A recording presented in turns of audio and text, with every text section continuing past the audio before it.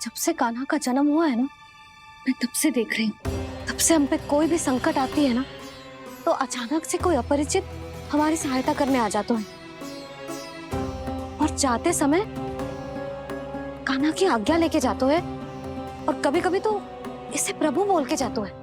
बाबा संभालो। यशोदा, इस जानकी को चढ़ो है और विचित्र विचार तुम्हारे मन में है।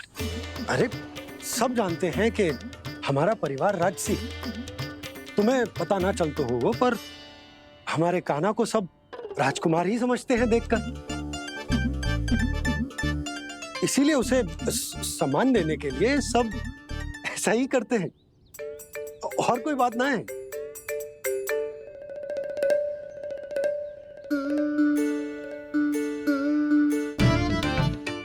अब जे मेरे लल्ला को ऐसे क्यों घूर रहे हैं? बुरी दृष्टि लगाएंगे क्या? वैद्यराज जी, आपके सहायक तो गए,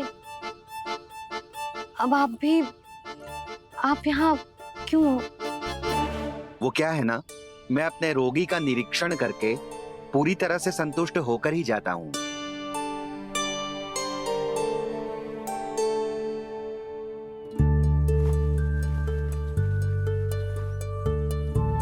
हाँ, संकेत तो अच्छे हैं, कल सुबह तक बिल्कुल ठीक हो जाएगी। धन्यवाद वैद्य जी।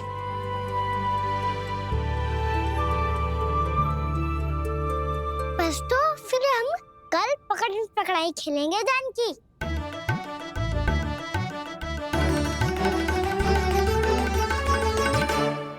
भानु, बंसी, जाकर उस क्षेत्र के चारों ओर बाड़ बनवा दो और वहां सूचना पट्ट भी लगा देना, ताकि जानकी के साथ जो हुआ है वो किसी और के साथ ना हो। शीघ्र जाओ। जी ठीक है।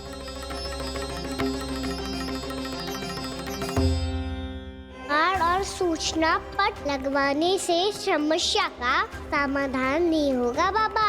निर्दोष पशु सूचना पट देखकर भी कुछ समझ नहीं पाएंगे।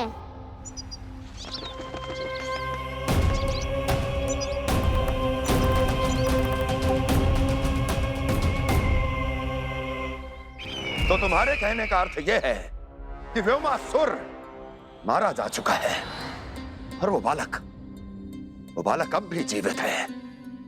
हाँ महाराज, मैंने गोप बालकों को कहते सुना था कि कृष्ण ने छलिया को मोक्ष दे दिया है, पर वृंदावन सुरक्षित नहीं है महाराज। वो एक बहुत बड़ी समस्या से जूझ रहे हैं। कैसी समस्या?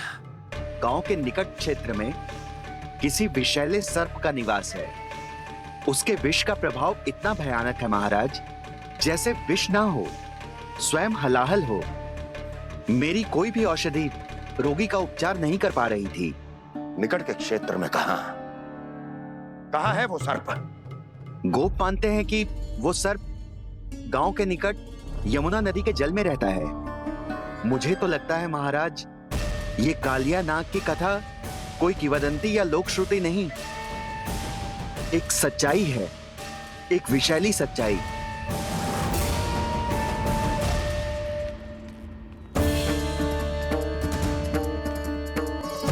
कालिया का सामना करने का समय आ गया है, पर उससे पहले मुझे बुलाना होगा उन्हें।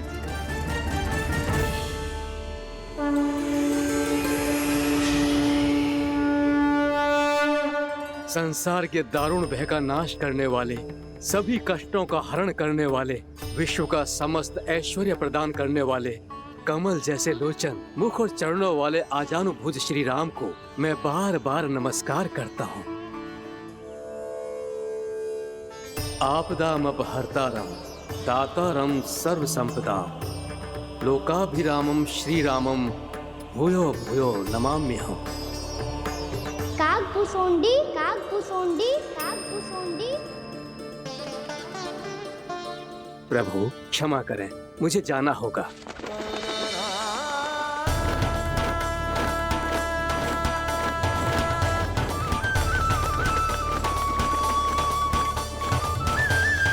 प्रणाम प्रभु।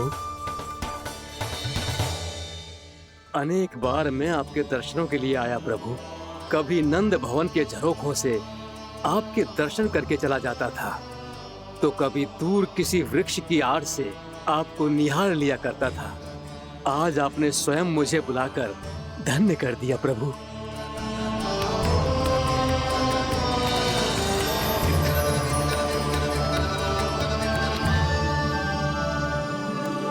मैंने आपको यहाँ एक विशेष कारण से बुलाया है।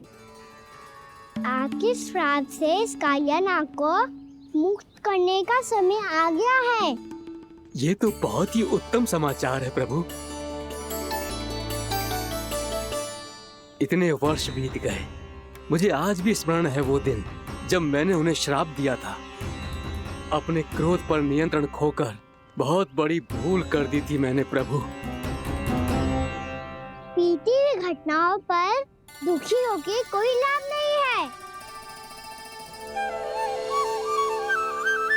हमें भविष्य की ओर देखना होगा।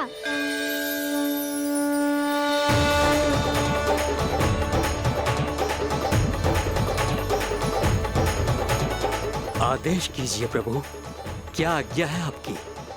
जब मैं कालिया नाग का सामना करने जाऊं, तो आप यही रहेगा। आपको अपने आप पता चल जाएगा कि कब क्या करना है। और हाँ, लौटते जाते समय नारद मुनि से कहिएगा, वो आकर मुझसे भेंट करे। अवश्य प्रभु, प्रणाम। क्या इसने सच्ची में देवर्षि नारद को बुलाया है? नारायण नारायण, आपको संदेश भेजने की आवश्यकता नहीं थी। आप स्मरण करते और मैं चला आता। तुम्हारा कल्याण हो नारद।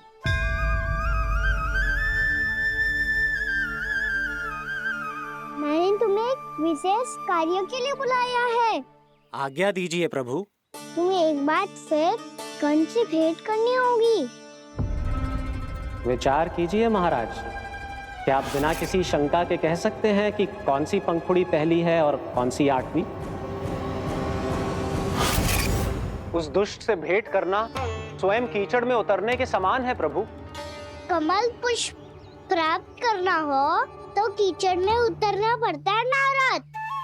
आपका आदेश तो मैं स्वप्न में भी नहीं टाल सकता प्रभु। कंस कालिया नाग के बारे में जान गया है, पर वो उसका सामना करने का साहस नहीं कर पाएगा। मैं आतुर हूँ प्राप्ति, मूर्ख नहीं। मेरी बुद्धि फिर नहीं गई है। मैं स्वयं उस कालिया जैसे महाविषैले सर्प के सामने खड़ा हो जाऊं और अपने ही काल को आमंत्रित कर लूं। तो फिर अपने लाभ के लिए उसका प्रयोग करने का कोई और उपाय सोचिए स्वामी। कुछ ऐसा कीजिए कि यमुना नदी का पूरा जल विषैला हो जाए और वृंदावन वासी उसका उपयोग करे, और आपका काल कहलाने वाला वो बालक स्वयं काल के गाल में चला जाए। उत्तम उत्तम सुझाव है प्राप्ति। अब मुझे उस कालिया तक पहुंचने का मार्ग ढूंढना होगा। उसको विवश करने का कोई उपाय ढूंढना होगा, क्योंकि व्यक्तिगत रूप से उससे भेंट करना असंभव है। असंभव। आप सही कह रहे हैं प्रभु। कंस में उतना सामर्थ्य नहीं कि वो कालिया नाग का सामना स्वयं कर सके। वैसे तो कालिया गरुड़ देव का भी सम्मान नहीं करता, तो फिर वो कंस का सम्मान क्यों करेगा भला? नहीं करेगा, पर कंस तुम्हारा सम्मान अवश्य करेगा नारद। तुम्हारी बातें भी सुनेगा और मानेगा भी। ये मेरी योजना का बहुत ही महत्वपूर्ण भाग है। तुम कंस के पास जाओ और कहो कि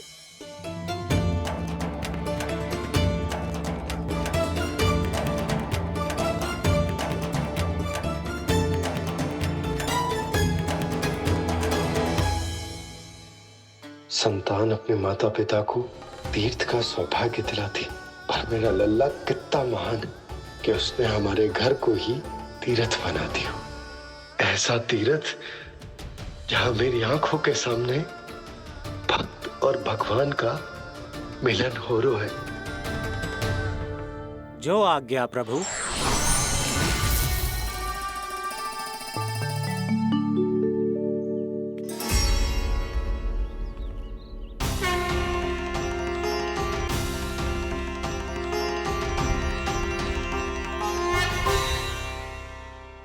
बाबा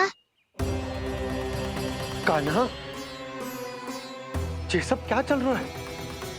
पहले काग भुसुंडी जी और फिर ये नारद जी। क्या योजना बना रहे हो तुम? कान्हा, बताना लल्ला, क्या सोच रहे तू? कान्हा देख, अगर तुझे अपने बाबा को ना बताना हो ना, अपने भक्त को बता दे। क्या सोच रहे हो लल्ला? क्या करने वाले हो आप?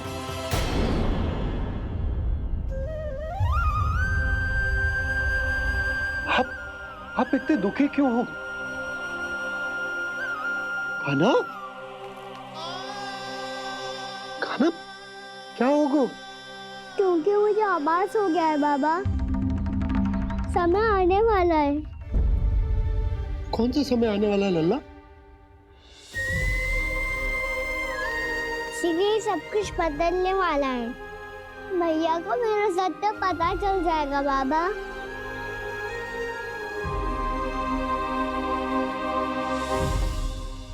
पर लल्ला, इसका काग भुसुंडी और कालिया नाग से क्या संबंध है? ऐसा क्या हुआ था और क्या होने वाला है?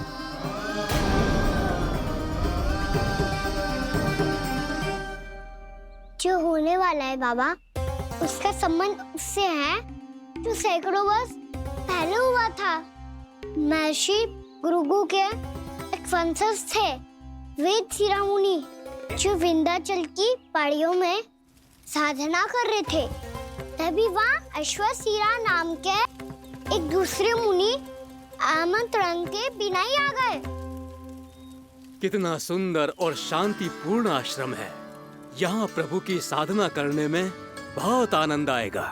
शीघ्र ही अश्वशिरा मुनि उपस्थिति के कारण होने वाले व्यवधान से बाध्य होकर वेद शिरोमणि ने अपनी आंखें खोली। कौन हो तुम और यहाँ क्या कर रहे हो? आपके आश्रम में बहुत शांति है मुनिवर। साधना करने के लिए बहुत ही उत्तम स्थान है ये। मैं चाहता हूँ कि मैं भी यहाँ। आप यहाँ साधना करना चाहते हैं, लेकिन इतना भी नहीं जानते कि किसी के आश्रम में प्रवेश करने से पहले उसकी आज्ञा लेनी चाहिए। आप ये भी नहीं जानते कि यदि कोई यज्ञ कर रहा हो तो बिना अनुमति के वहाँ प्रवेश करने से उसकी यज्ञ साधना भंग हो सकती है। आप क्या साधना करेंगे मुनि? आप तो साधना के योग्य ही नहीं हैं। इतना अपमान! एक मुनि के मुख से इतने कड़वे शब्द शोभा नहीं देते।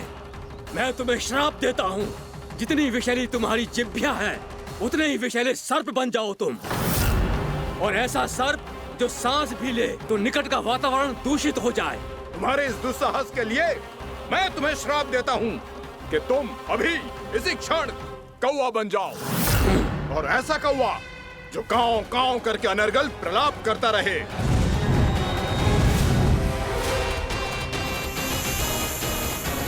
ये मैंने क्या किया? ये मैंने क्या किया? क्रोध के कारण दोनों ने एक दूसरे को श्राप दे दिया। पर दोनों ही मेरे भक्त हैं, और भगवान होकर मैं अपने भक्तों को इतनी कठिनाई में कैसे देख सकता था। इसीलिए जिस संकट में उन दोनों ने अपने आप को फंसा लिया था, उसका समाधान करने में मैं उनके पास गई। ये ना प्रभु, ये क्या हो गया हमसे? हमारी रक्षा कीजिए प्रभु, मार्ग दिखाइए हमें। क्रोध पर नियंत्रण ना होने के कारण आप दोनों ने एक दूसरे को बहुत ही भीषण संकट में डाल दिया है। आप दोनों ही तपस्वी, तप के बल से दिए गए आपके श्राप को लौटाना भी संभव नहीं है। प्रभु कोई तो उपाय होगा, हम आपके शरण में हैं प्रभु। अपराध तो हमसे हुआ है प्रभु, पर अब आपसे ही आशा है। कुछ ऐसा कीजिए भक्त वत्सल, जिससे हम दोनों के श्राप का प्रभाव कुछ कम हो जाए। आप दोनों ही मेरे भक्त हैं, इसलिए आपकी पीड़ा का निवारण करने का एक उपाय है मेरे पास। वेद शिरोमणि, जब आप कालिया नाग बनेंगे तो आपको मेरे चरणों को अपने शीश पर धारण करने का सौभाग्य मिलेगा। और अश्र शिरामुनि, आप काग योनि होने के बाद भी आप श्रेष्ठतम ज्ञान और सर्वाधिक यौगिक सिद्धियों के स्वामी होंगे और प्रवचन दिया करेंगे। इसके बाद अश्वशिरा मुनि काक भुसुंडी बन गए, जिन्होंने आगे चलकर स्वयं गरुड़ देव को रामायण सुनाई। और मुनि वेदशिरा, महर्षि कश्यप और देवी कत्रियों के पुत्र कालियानाग बनकर जल में, और अब वही कालियानाग जमराज में, जिनके कारण जानकी के प्राण लगभग चले ही गए थे। अब कालियानाग को उचित स्थान पर भेजने का समय आ गया है बाबा। और ये तो अच्छी बात है कान्हा, वेदशिरा मुनि को दिया हुआ तुम्हारा वचन भी पूरा हो जाएगा, जमुना जी की शुद्धि भी हो जाएगी। इस सब के बाद भी तुम दुखी क्यों हो? क्योंकि इसके बाद मैया के सामने मेरा रहस्य खुल जाएगा बाबा। उन्हें पता चल जाएगा कि उनका बालक कोई साधारण बालक ना है। भविष्य में जो होने वाला है उसे सबके सामने घटने से रोकना मेरे लिए भी संभव ना होगा। मैया को सब पता चल जाएगा। क्या पता चल जाएगा रे मुझे?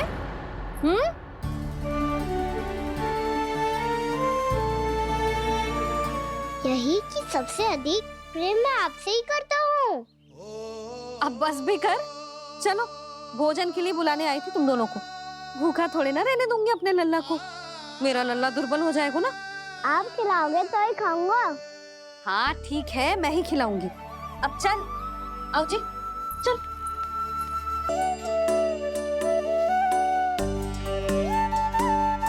मैया खेलो ना मेरे साथ। मैया सुनो ना, मेरी बात ना मानोगी? अभी बहुत कार्य पड़े लल्ला, देख जानकी को औषधि भी देने जानो है ना। औषधि मैं दे दूंगा, फिर तो खेलोगी ना आप मेरे साथ। पिछले कुछ दिनों से अपनी मैया का अधिक से अधिक प्रेम पाने का प्रयास करो है कान्हा।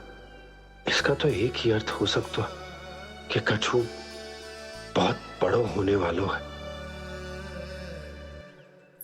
कान्हा रुक जा लल्ला। कान्हा क्यों तंग कर रहा है? मैया को पहन लेना।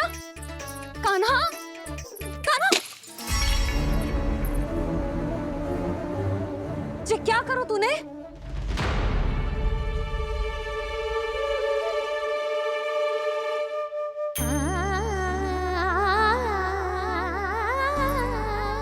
अच्छा ठीक है, अब मुंह लटकाने की आवश्यकता ना है। ये ले।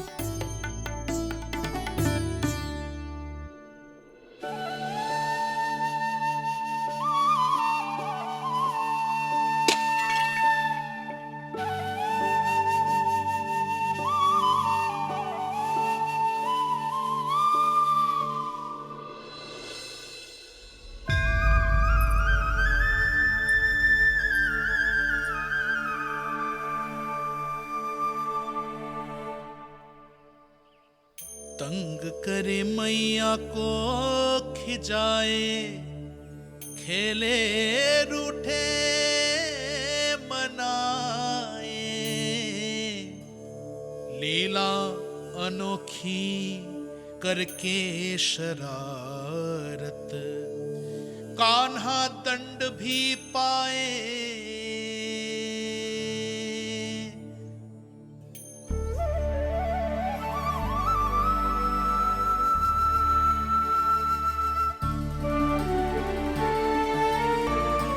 रूठना मनाना, खेलना खिलाना, पहले शरारत करके क्रोध दिलाना और फिर क्षमा मांग लेना, ये सब जानबूझकर कर रहे है कान्हा। जैसे जीवन भर के लिए अपनी मैया की ममता को अपने हृदय में समेट कर रखना चाहते हो। कैसे कैसे करूं उस कालिया से मित्रता, कैसे करूं उसका उपयोग?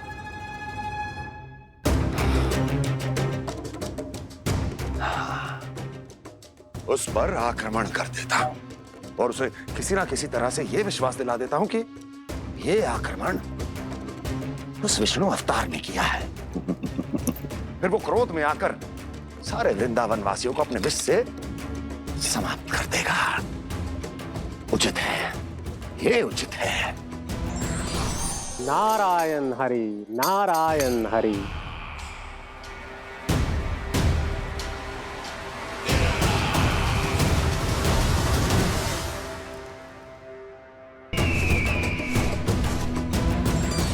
नारायण हरि, नारायण हरि।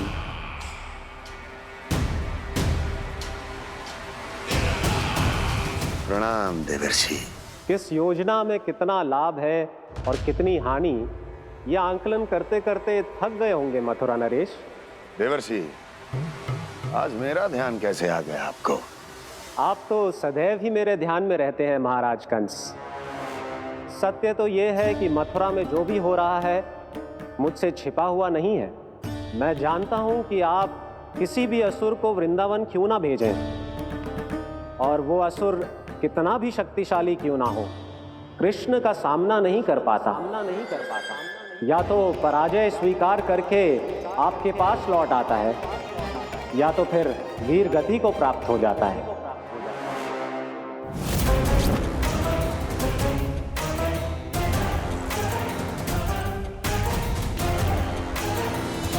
वाह, मुझे मेरी असफलताएं स्मरण कराने आए हैं, मेरे घाव को खुरेदने आए हैं, उन पे नमक छिड़कने आए हैं। मित्र को शत्रु समझने की भूल मत कीजिए महाराज कंस। मैं तो आपकी सहायता करने आया हूं। हाँ, और मेरी सहायता। कृष्ण विष्णु अवतार है, आप विष्णु के भक्त हैं। मैं हूं विष्णु द्रोही, फिर भी तो आपके आराध्य को हानि पहुंचाना चाहता है, उसकी सहायता करना चाहते हैं आप। क्या आप निश्चित रूप से कह सकते हैं कि आप ब्रह्मांड के सभी नियमों को अच्छी तरह समझते हैं? अवश्य। आपके लिए बस इतना ही जानना पर्याप्त होगा कि मैं जो कुछ भी कर रहा हूं उसके लिए मेरे व्यक्तिगत कारण हैं। मैं तो बस आपके हित में पिछली बार की तरह एक सुझाव लेके आया था, पर यदि आप मेरा सुझाव सुनना भी नहीं चाहते तो आपकी इच्छा। नारायण हरि, नारायण हरि। कारण चाहे जो हो, इनके पिछले सुझाव के कारण ही आज मेरे शत्रुओं की संख्या कम है। अन्यथा मैं देवकी के अन्य पुत्रों को भी जीवित छोड़ देता, और आज वो सब अपने भाई के साथ मिलकर उसकी शक्ति को अनेक गुना बढ़ा देते। ठहरिए देवऋषि,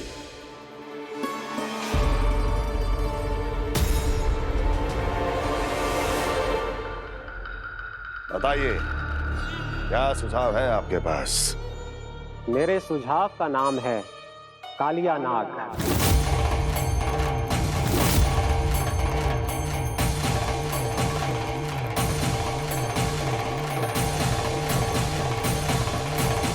उसके विषय में मैं जानता हूं देवर्षि। तो समस्या यह है कि मैं स्वयं उससे मिलने नहीं जा सकता, उससे भेंट नहीं कर सकता। उस कृष्ण की हत्या के लिए उसको वृंदावन जाने के लिए तैयार नहीं कर सकता। तो मत जाइए उसके सामने, और ना उसे भेजिए कृष्ण के सामने। हर बार आप किसी ना किसी असुर को अपने शत्रु के क्षेत्र में भेजते हैं, जहां शत्रु उसका सामना करने के लिए पूरी तरह से तैयार होता है और आपका असुर मारा जाता है। इस बार शत्रु को युद्ध स्थल चुनने का अवसर मत दीजिए महाराज। इस बार योजना का जाल ऐसे बुनिए कि कृष्ण स्वयं उसके पास जाने के लिए विवश हो जाए। कालिया नाग स्वयं काल है, मृत्यु का दूसरा नाम है। उसके विष का उपयोग अपने लाभ के लिए कीजिए महाराज। वैसे कालिया के विष की अधिकता का अनुमान तो होगा ही आपको।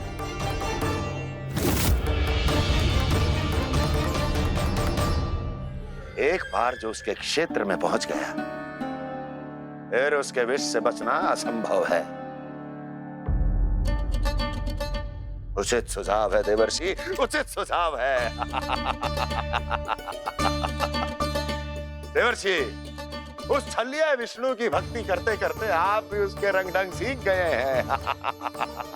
उचित है। उचित है।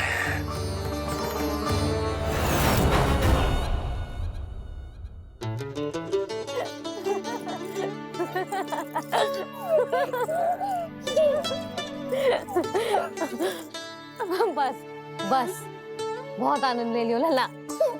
बस अब दूध पी ले। ठहर ठहर, गर्म है। जी ले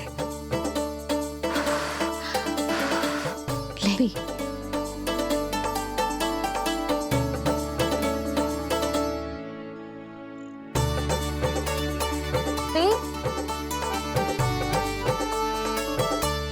मैं ना होती तो ना जाने क्या हो तो तेरा। अपने आप दूध भी ना पी सकते है, भावला कहीं का। आपकी इस प्रेम के लिए तो मैं धरती पे आया हूँ मैया।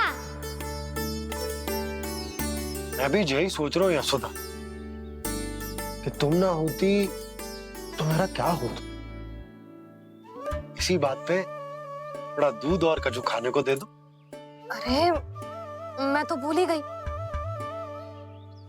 तनिक ठहर जाओ जी दूध पी लेना तो आपके लिए भी कछु ले आती हूँ।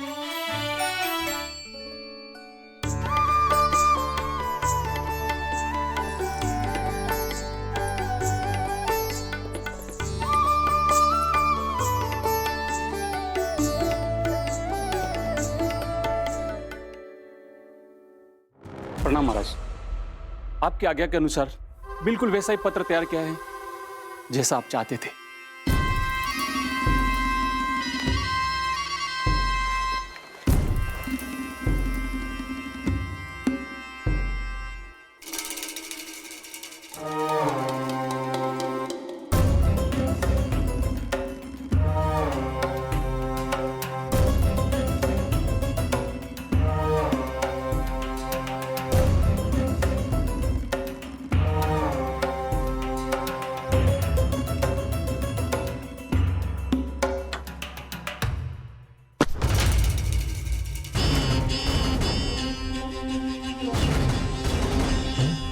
कृष्ण जन्म से लेकर आज तक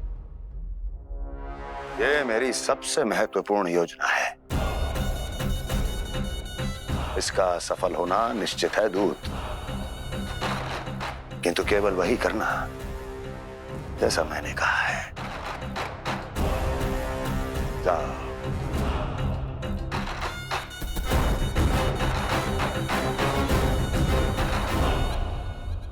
कान्हा,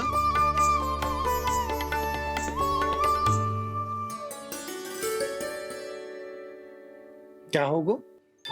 बाबा मैं चाहता हूँ कि मैया की ममता क्रिस्टल फ्रेम की वर्षा मुझ पे सरते ऐसे होते रहे। वो तो होती रहेगी लल्ला। अपने लल्ला के लिए किसी मैया का प्रेम कभी कम हो सकता है भला? नंदराज, वो मथुरा से एक दूत आयो है महाराज कंस का राजपत्र लेके।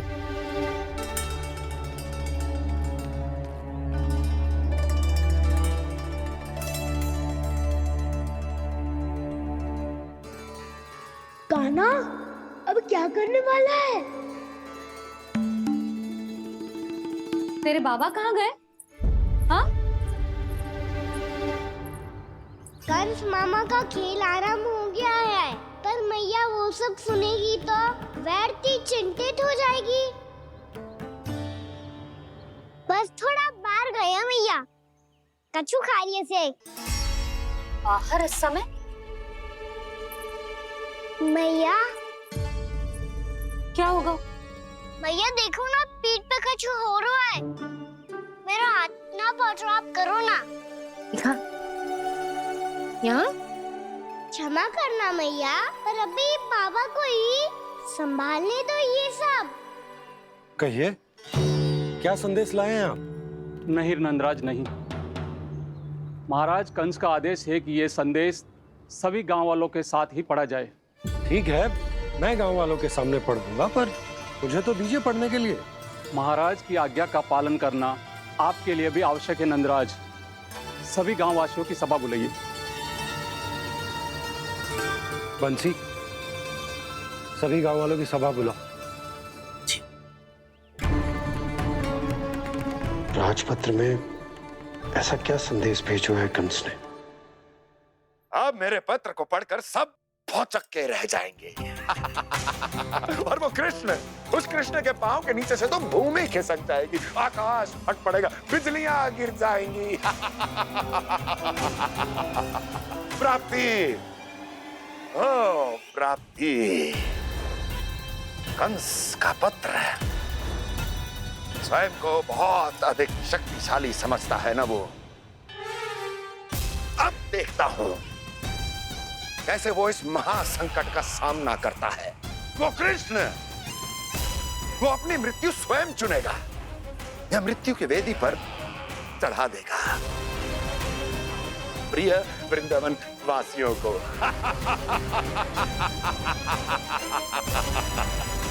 अब आएगा आनंद प्राप्ति, अब आएगा आनंद। सबको इकट्ठा करवा के ही पढ़वाएगो। अवश्य ही कोई विशेष संदेश दिया होगा कंस ने। मैं भी यही सोच रही हूँ सुलक्षणा जीजी, कछु ना कछु तो विशेष है, पर जे हो क्या सकता है? हाँ, बात तो सही है। ऐसा क्या हो सकता है? सभी गांव वासियों के सामने कहा जाए, कछु तो विशेष अवश्य लग रहे हैं। बाहर इतना कोलाहल क्यों हो रहा है? मैया, मैया, अब क्या होगा? मैया देखो ना, सर पे कछु हो रहा है। लल्ला, नारायण ने तुझे हाथ दिए हैं ना?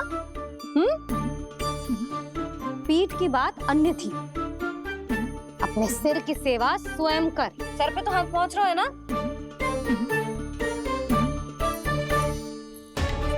मैया सुनो ना, मैया देखो ना, तीव्र कर कछु हो रहा है। मैया देखो ना, तीव्र कछु हो रहा है।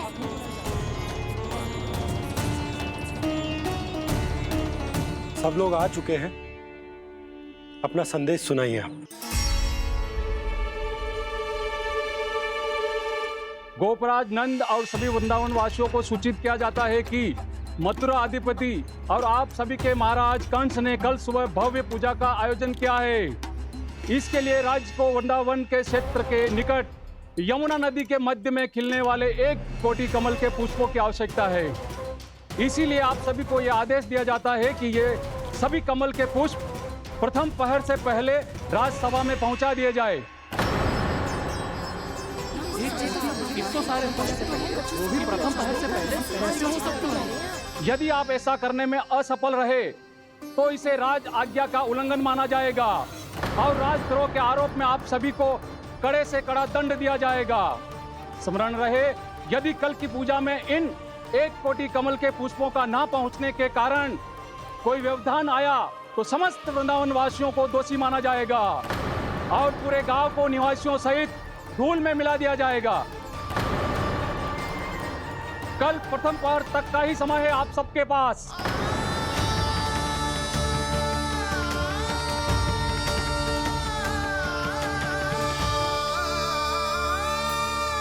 वो भी कल प्रथम प्रहर में?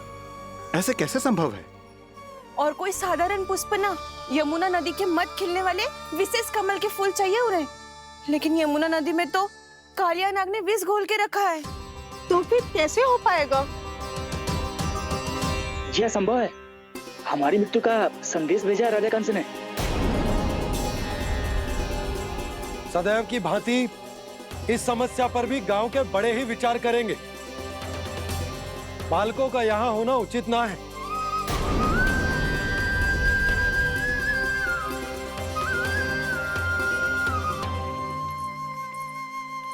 लल्ला, ले जे गेंद ले, जा अपने सखाओं के साथ खेल। सुबह उज्जवल, मधुमंगल वसंता, देखो मैया ने क्या दिया है। चलो खेले, बहुत आनंद आएगा आज।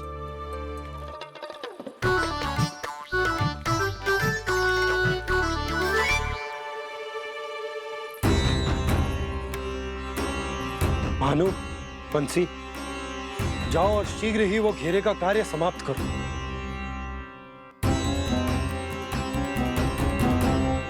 कछु ना कछु तो करना पड़ेगा ना। पर हम कर ही क्या सकते हैं? पुष्प लाने को और कोई उपाय है भी तो ना। मैं चला जाऊंगा जमुना जी में। वैसे भी मेरे जीवन के कितने दिन शेष बचे हैं। गांव के लिए, समाज के लिए कुछ करके मरूं, तभी तो शांति मिलेगी। ना काका, यदि आप उस विषैले जल में छलांग लगा भी दोगे, किंतु 1 कोटि कमल पुष्प एकत्रित कर पाना आपके लिए संभव ना है। इससे अच्छा है कि मैं चला जाऊं। यदि मैं मर भी गया तो मेरे पीछे रोने वाला कोई ना है। किसी को कहीं जाने की आवश्यकता ना है। गोप नरेश होने के नाते ये मेरा कर्तव्य है कि मैं आप सबकी रक्षा करूं। नंदराज, आपको जाना है तो जाओ। हरिया, काका, भैया सब चले जाओ। लेकिन आपको पता है वहाँ का जल कितना विषैला है। आप लोग एक क्षण भी जीवित नहीं रह पाओगे। फिर कैसे इकट्ठा करेंगे 1 कोटि कमल पुष्प? आप बात तो सही कह रही हैं शांति। उस दुष्ट कंस ने ऐसी मांग रख के हम सबको फंसा दी। हम में से कोई भी क्यों ना चला जाए और इस संकट का समाधान ना निकले को। खेलते हैं, पर एक बात सुन लो सब, कोई भी तीव्र गति से ना फेंकेगा गेंद को। भैया ने स्वयं बनाई है मेरे लिए। सब तैयार हो?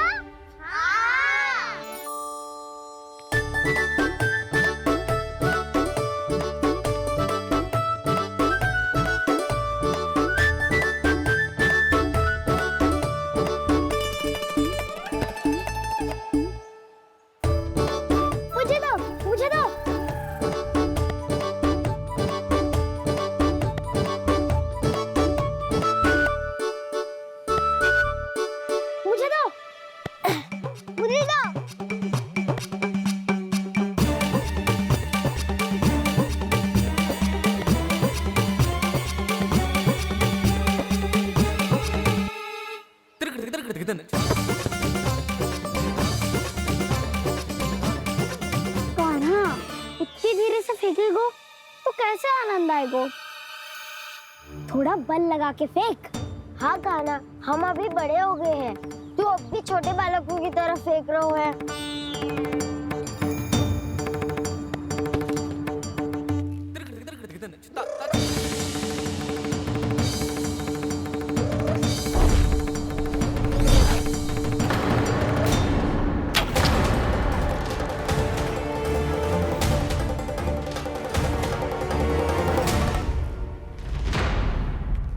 दीदी जी क्या करो कान्हा, गेंद तो डूब गई।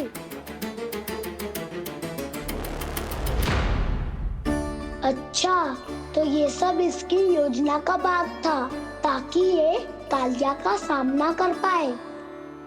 तुम सबने तो कही थी तीव्र गति से फेंको, देखो सिखवा दी ना मेरी गेम मुझसे नदी में। अब मुझे जाके लानी पड़ेगी। रुक जा कान्हा, रुक जा कान्हा। जी क्या बोल रहे थे कान्हा? इसमें तो बहुत संकट है। कोई भी संकट मेरी मैया का उपहार खोने से बड़ा ना है। बहुत प्रेम से बना के उन्होंने दी थी। हे नारायण, कोई उपाय समझ में ना आ रहा है। मैया, हम कैसे करेंगे हम अपने गांव की रक्षा? कीड़े पड़ेंगे उस दुष्ट को।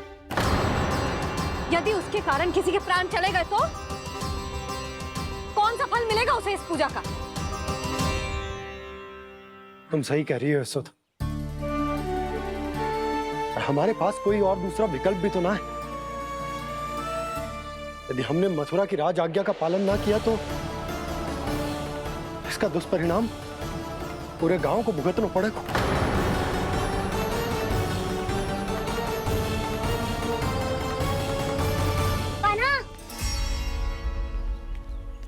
तुम्हें पता है कि तो भगवान है, दिव्य है, बहुत शक्ति है तुझमें। पर फिर भी हम तुझे विषैले जल में ना जाने दे सकते। कुछ होगा तो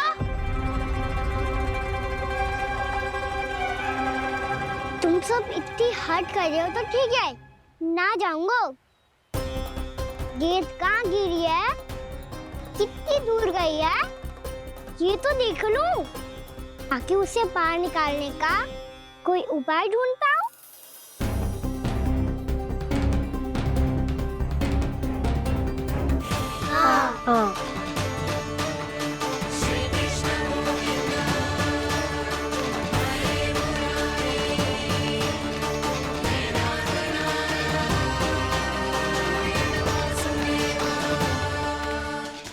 कान्हा की ये लीला तो समझ ही नहीं आ रही।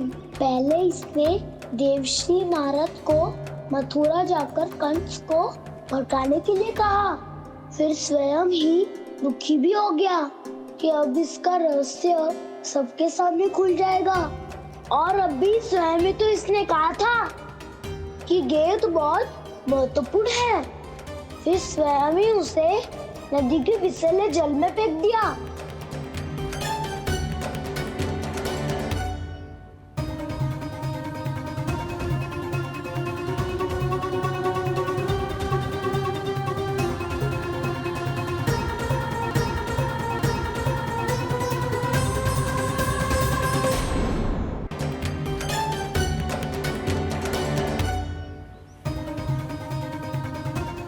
कान्हा, तू ऊपर क्यों चढ़ रहा है? अरे ऊंचाई से देखूंगा तभी तो गेंद दिखेगी।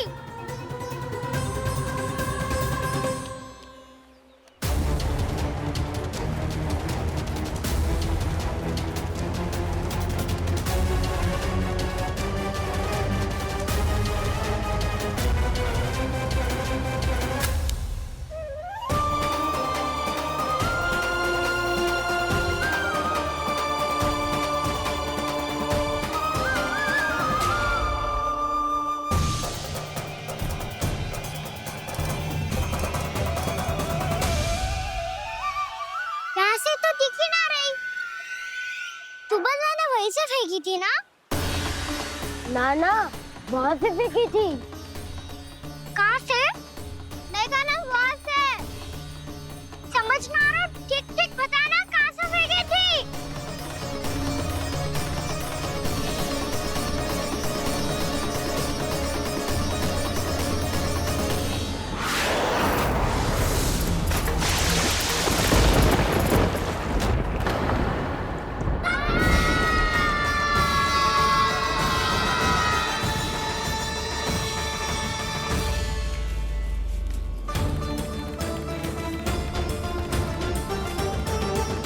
कालिया नाग के क्षेत्र में जाकर कोई भी जीवित वापस ना लौट सको।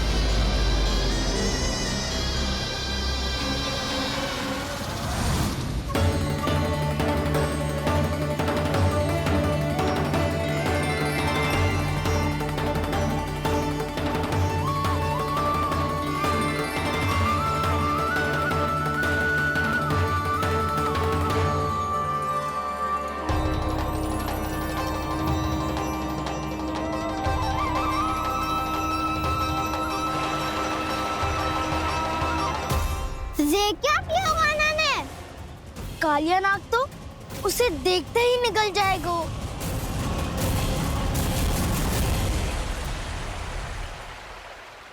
तो आरंभ से अब तक सब कुछ उसकी लीला का ही भाग था।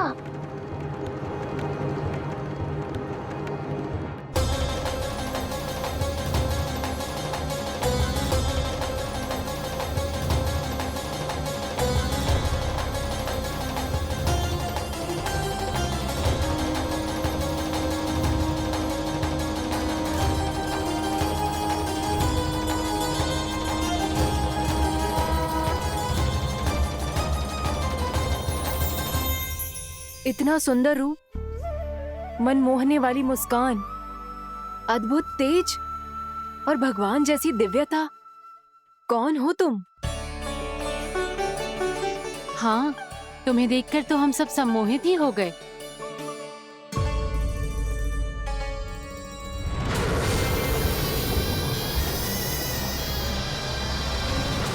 जो भी हो बालक, वापस लौट जाओ। हमारा हृदय तुम्हें ही देखते रहना चाहता है, किंतु यदि हमारे पति जाग गए तो तुम्हें अवश्य हानि पहुंचाएंगे। ये बहुत विषैले है बालक, कालकोट जैसे भयानक।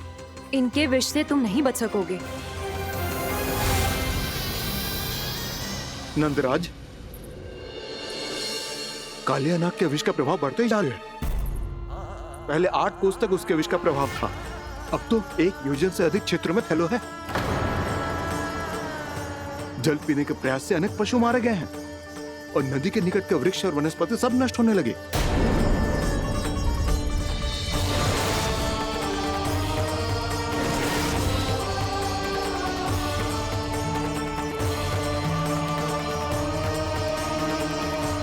इनके विष की तीव्रता इतनी अधिक है बालक कि इनके संपर्क में आने वाले को तड़पने का भी अवसर नहीं मिलता। इनके विष की अग्नि क्षण भर से भी कम समय में प्राण वायु को जलाकर राख कर देती है।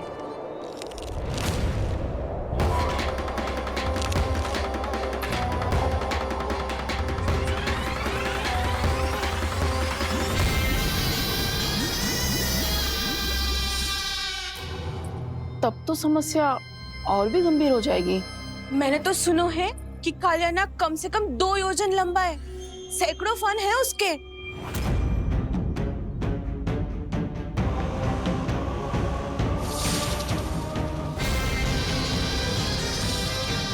इसका अर्थ तो ये है कि हम दोनों ओर से फंस गए। एक और कंस को 1 कोटि कमल पुष्प देने जो कि कालिया नाग के क्षेत्र में पड़ते हैं, और दूसरी ओर उस कालिया नाग का विष यमुना जी के क्षेत्र में बढ़ता ही जा रहा।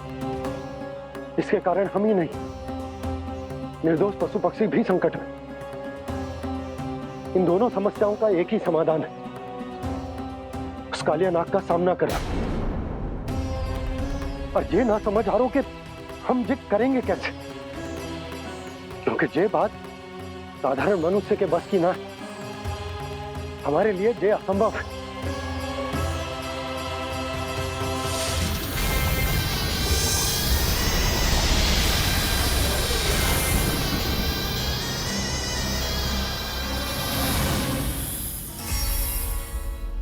अब तो तुमने अपनी आंखों से भी देख लिया बालक, ये कितने विषैले हैं। नींद में भी विष उगलते हैं। इससे पहले कि तुम्हें कुछ हो जाए, चले जाओ यहाँ से, मान लो हमारी बात। आप सब मुझे जानती भी नहीं और फिर भी मेरी इतनी चिंता कर रही हैं आप। माँ की ममता भेदभाव नहीं जानती। तुम भी किसी के पुत्र हो और हम सब भी माँ हैं। एक माँ को हर बालक में अपनी ही संतान दिखाई देती है, इसलिए हम तुमसे विनती करते हैं, वापस चले जाओ, बचा लो अपने प्राण। मेरी चिंता मत कीजिए, मुझे कुछ नहीं होगा। होगा, अनर्थ होगा यदि ये उठ गए तो।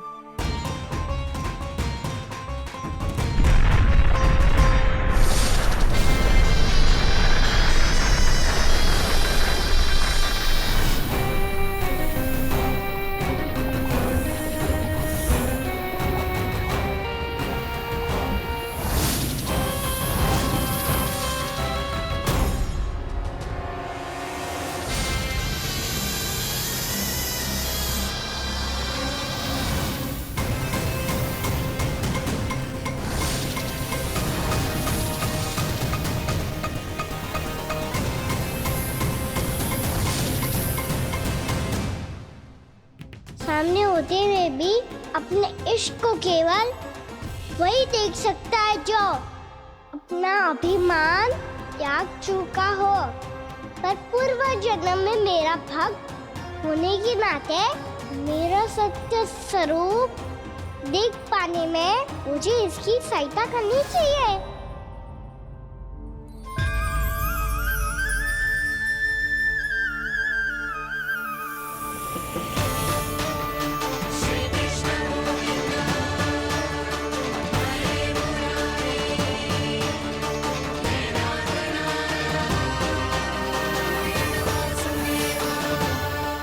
देखो हमारा छोटा सा कान्हा कैसे डट के खड़ा हुआ है।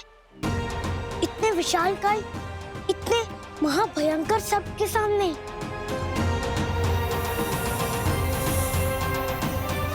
ये कोई भगवान नहीं है जो इसके सामने हाथ जोड़ रही हो तुम सब।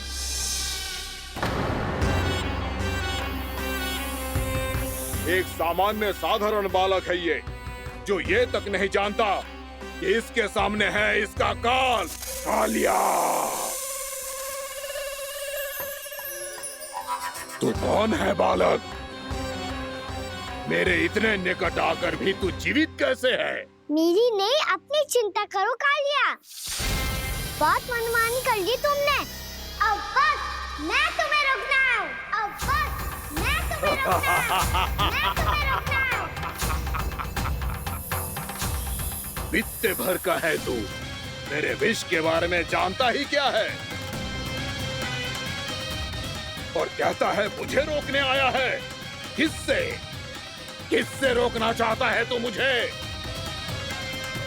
मुझे क्रोध दिलाने की भूल मत कर बालक।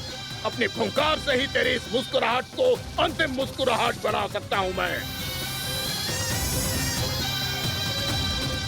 शीघ्र बता, कौन है तू और किसने भेजा है तुझे?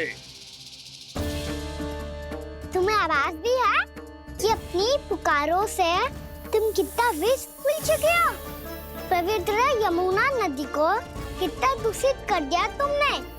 और यही नहीं, तुम्हारे कारण निकट के जीव जंतुओं, वृक्ष, वनस्पतियों सबको हानि पहुंच रही है। तो क्या? मुझे उससे क्या? मुझे है, आपत्ति है मुझे तुम्हारी इस व्यवहार से, और इसीलिए तुम्हें यहाँ से जाना होगा।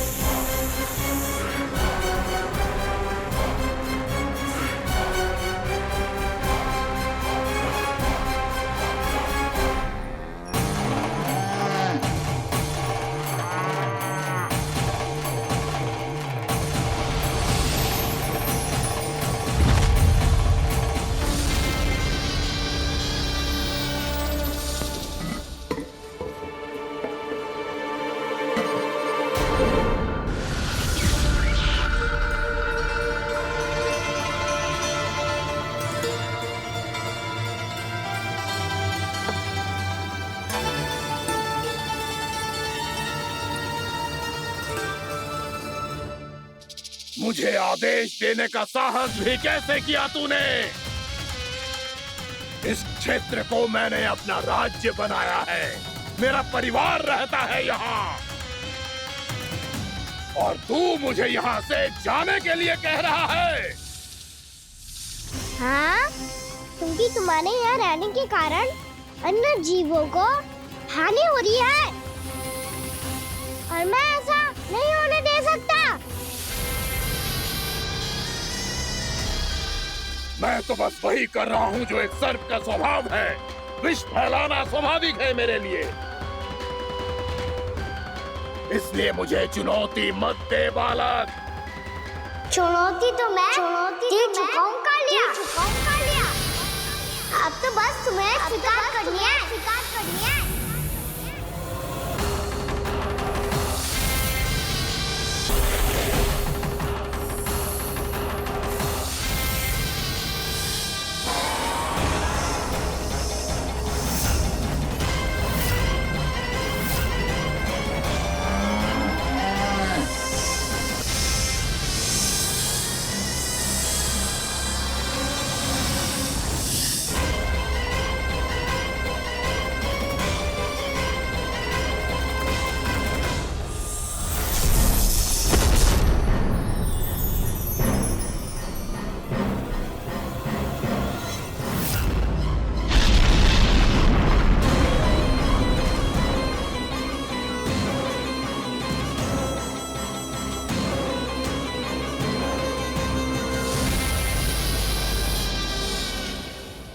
मैं भी चेतावनी दे रहा हूँ, यहाँ से चले जाओ। अपनी भूल को पहचानो कालिया। तुम जो कर रहे हो वो अनुचित है।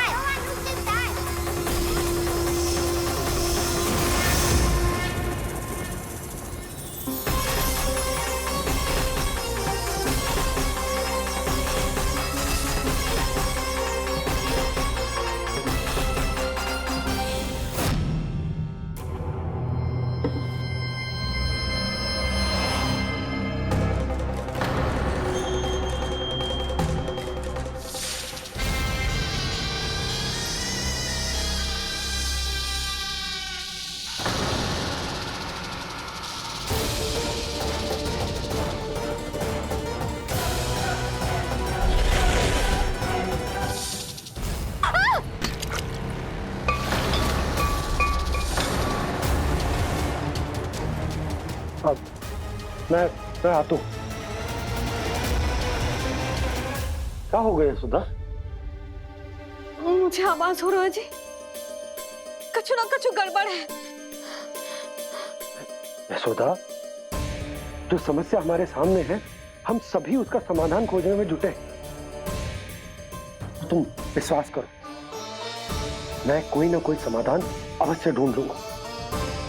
हम कैसे भी करके वो कमल के पुष्प उस कंस तक पहुंचा देंगे।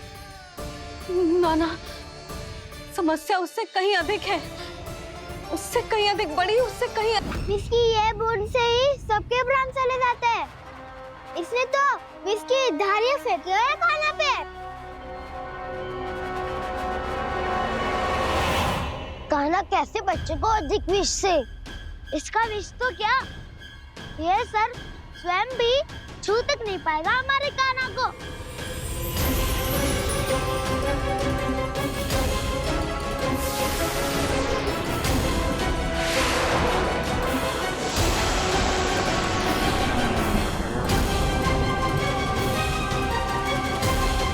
तुम्हारे सखा को, मेरे भाई को कोई हानि नहीं पहुंचा पाएगा। ये कान्हा का सत्य चाहे जो हो बलराम, पर अभी तो जो एक बालक ही है ना। देखो कैसे विष के कारण स्थिर हो गया है।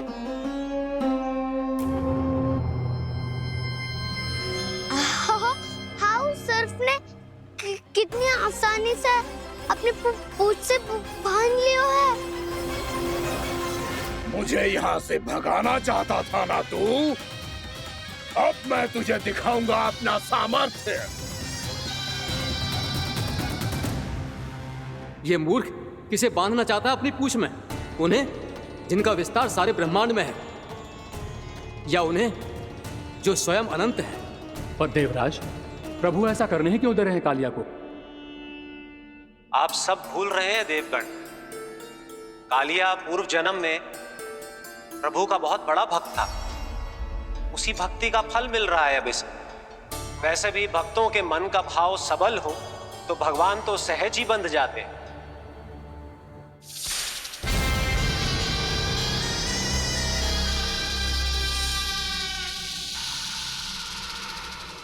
बलराम, तुमने ही तो कही थी कान्हा को कछु ना होगो। देखो दुष्ट ने चारों ओर से जकड़ लियो है।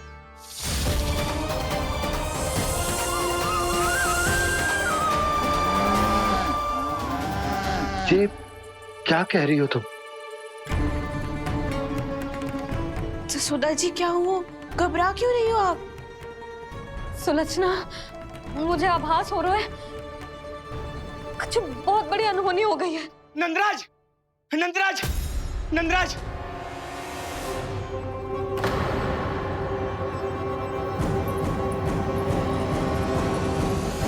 नंदराज, कान्हा ने जमुना नदी में छलांग लगा दी है। कान्हा ने जमुना नदी में छलांग लगा दी है। कान्हा ने जमुना नदी में छलांग लगा दी है। कान्हा जमुना में कूद गया है। मुझे लगा था आज कछु गड़बड़ होने वाली है। मुझे आज कान्हा को ना जाने देना चाहिए था।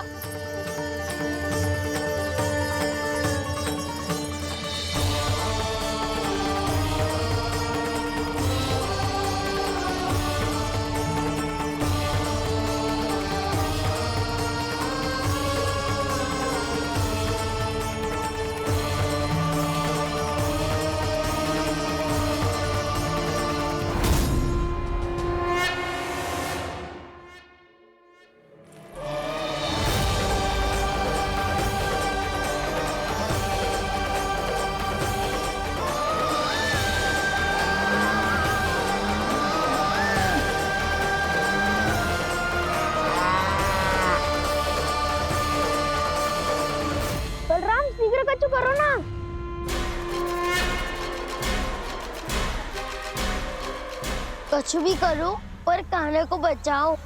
नाग बहुत भयंकर है, कान्हा अकेले ना संभाल पाएगा इसे।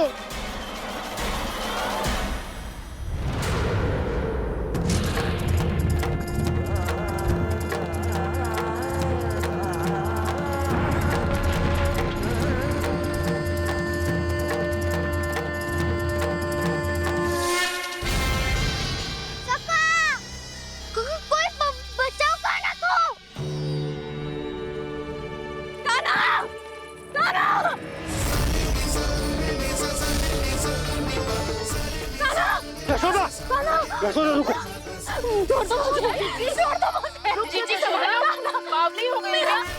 जीजी संभालो। कान्हा, कान्हा।